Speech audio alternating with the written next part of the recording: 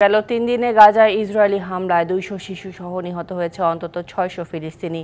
একই সাথে বিমান হামলা ও স্থল অভিযান তীব্র হওয়ায় মৃতের সংখ্যা বাড়ছে হু হু করে। জবাবে ইসরায়েলে রকেট হামলা চালিয়েছে সশস্ত্র গোষ্ঠী হামাস। আর তেল আবিবের দক্ষিণাঞ্চলে হামলা চালানোর দাবি ইয়েমেনের বিদ্রোহী গোষ্ঠী হুথির।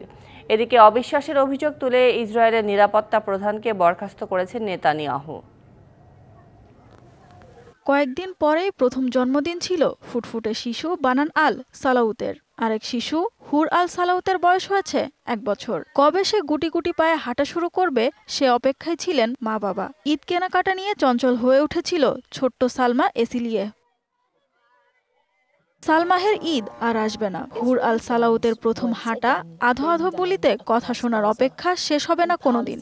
ইসরায়েলের নির্মম হামলা মা বাবার কোল থেকে কেড়ে নিয়েছে ফিলিস্তিনের গাজার এই শিশুদের। যমুনা ইলেকট্রনিক্স ঈদে ডাবল খুশি অফার সিজন 3। যে কোনো পণ্য কিনলেই পাচ্ছেন নিশ্চিত ঈদ উপহার। World is unjust. ১৭ মাস ধরে চলা ইসরায়েলের নির্বিচার হামলায় ফিলিস্তিনের উপত্যকাটিতে প্রাণ হারিয়েছে প্রায় ১৮,০০০ শিশু। প্রথম ধাপের যুদ্ধবিরতির পর গেল মঙ্গলবার থেকে শুরু হওয়া ইসরায়েলি আগ্রাসনে প্রাণ হারিয়েছে ২০০ শিশু। সব মিলিয়ে মৃতের সংখ্যা ৬০০ ছুঁই। গাজায় এমন ইসরায়েলি বর্বর অপরাধযোগ্য ঠেকাতে মুসলিম উম্মাহ সহ মুক্তিকামীদের এগিয়ে আসতে আহ্বান জানিয়েছেন ইসলামী বিপ্লবের সর্বোচ্চ নেতা হযরত আয়াতুল্লাহিল উজমা খামেনেয়ী। এদিকে গাজায় আইডিএফ এর লাগাতার হামলার মধ্যে এবার ইসরায়েলের রকেট হামলা চালিয়েছে সশস্ত্র গোষ্ঠী হামাস। তেল আবিবের দক্ষিণাঞ্চলে সামরিক স্থাপনা লক্ষ্য করে হামলার দাবি করেছে ইয়েমেনের হুতি বিদ্রোহীরাও।